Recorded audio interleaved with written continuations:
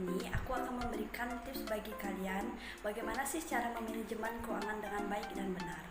Untuk mengatur keuangan pribadi itu sebenarnya tidak sulit. Salah satu kuncinya adalah niat dan konsisten.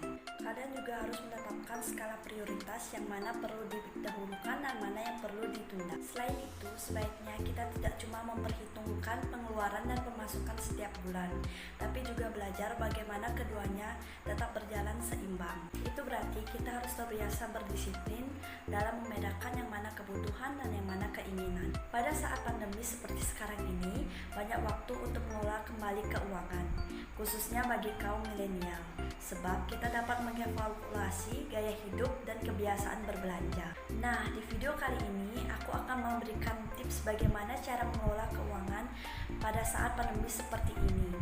Jadi, biasanya aku akan mengelola keuangan dengan cara yang pertama, kita dapat membagi hasil pendapatan bulanan kita ke dalam 4 bagian.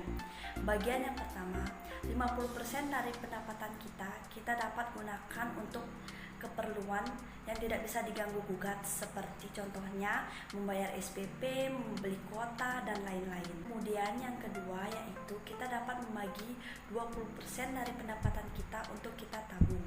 Bagian yang ketiga, kita dapat membagi 15% dari pendapatan untuk dana darurat atau dana yang sewaktu-waktu dapat keluar secara mendadak, seperti contohnya sakit, ban kempes, atau kehabisan bensin, dan lain-lain. Jika dana darurat ini tidak terpakai, kita bisa menginvestasikannya ke dalam tabungan. Bagian yang terakhir, 15% dari pendapatan kita atau sisa dari pendapatan kita dapat gunakan untuk diri kita sendiri, entah itu untuk belanja ataupun untuk hiburan. Nah, yang perlu diperhatikan agar tips ini berjalan dengan baik, yang pertama yaitu konsisten, yang kedua disiplin, dan yang ketiga atur pengeluaran secara bijak. Dan yang perlu diminimalisir yaitu keinginan yang tidak terlalu penting. Nah, jadi itu tips dari aku untuk membantu mengelola manajemen keuangan kalian.